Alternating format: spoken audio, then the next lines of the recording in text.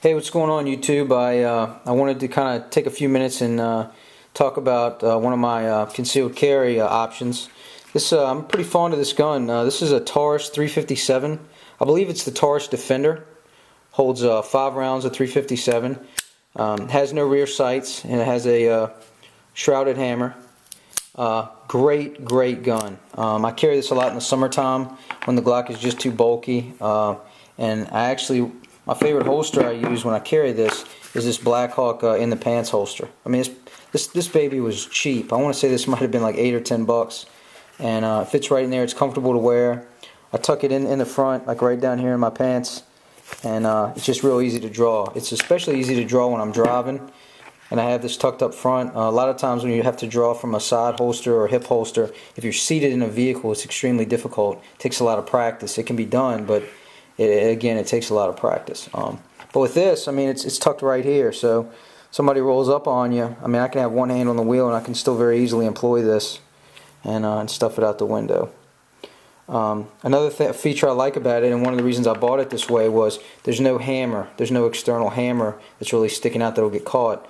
This allows me to carry this in my pocket, and it can go virtually unseen. And then if I had to cover somebody, if somebody was coming up on me, I thought it might be an uncomfortable situation. There's no need for me to brandish my firearm yet. They haven't identified themselves as a threat. They may be a potential threat, so I can have my gun already ready to go. And if something happens to me in a split second, I'm unable to draw my weapon. If I had to, I could fire this revolver right through my jacket and not have to worry about it jamming the way I might have to worry about an automatic. If you try to employ an automatic weapon inside a jacket, there's a chance that as the slide moves backward and then forward to reload, you could have a jam or a stovepipe. Not so with the revolver. I'm a big believer in the revolver, the wheel gun. I think it gets a bad rap. I think everybody wants to go with the automatic. A magazine's sexy. Everybody talks about, well, you can carry more rounds in an automatic. But I think for most people in most applications, that's kind of a senseless argument. If you do any studies on defense scenarios and aggressive encounters and dangerous encounters where people are actually employing a weapon, you'll find that they literally are seconds long, and it's very rare that you have an encounter where somebody's actually expending the full amount of ammunition they have on them and then having to reload, grab another magazine, and engage. I mean, we're not getting into a shootout like in Heat or something, where Robert De Niro is getting in a big shootout with Al Pacino. It's not going to happen. This is just to basically down and dirty, up close and personal. Somebody's in my personal space. For whatever reason, they've gotten a little too close, a little too fast. I've been unable to avoid the threat. So now I have to take it up one level and defend myself. 5 shots to me is plenty with this. And what's great about the 357 is it's so versatile. Actually, what I'm carrying right now is these are hollow points, but these are 38 plus P plus rounds. A little bit more forgiving with the short barrel than the 357, but extremely deadly. Very accurate rounds.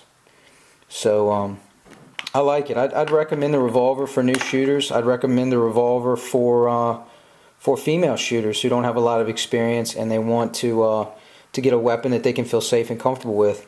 And the reason I say that is it's very easy to maintain, and it's very, to me, the operation is very common sense. For example, with an automatic, you need to empty the magazine, and then you need to rack the slide back and check the chamber to make sure the gun is unloaded.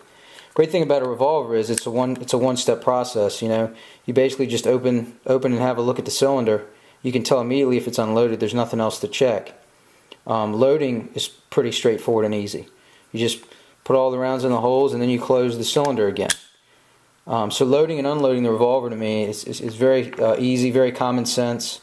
Another thing is, it takes a lot of training when you're talking about jams in an automatic weapon. Clearing a jam and failure to feed issues on an automatic requires some steps, requires some training to actually be able to do that proficiently, especially in a bad situation. Great thing about the revolver is if I'm shooting this or I'm using this to defend myself or someone else and the revolver fails to fire and clicks, all I have to do is pull a trigger again and it's going to go to another round.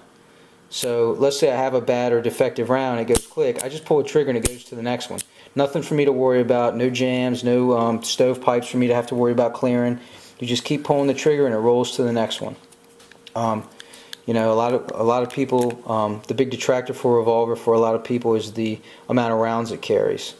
Again, that to me can be overcome somewhat by training and by looking at history. I mean, like I said, you know, up close and personal assaults, they're going to be over with rather quickly. There's not going to be a lot of bullets going down range back and forth. I mean, you would hope. I know there's exceptions, but for the most part, you know, if you're proficient with this weapon and you know how to shoot it and how to employ it, especially within the ranges of 10 feet. Most personal encounters occur in less than 5 feet away from you. I mean, it's up close and personal. If you can effectively employ this gun at those ranges, I don't think ammunition's a concern. I mean, 5 rounds to me is plenty, at least to enable an assailant and give you time to get away and get off the X. Again, things vary, but anyway, this is mine. Like I said, I carry this quite a bit. Love it. I think it's a very accurate gun. I love the ability for me to be able to pull this back and use it as single action. I can get a lot more accurate shot by putting the hammer back first.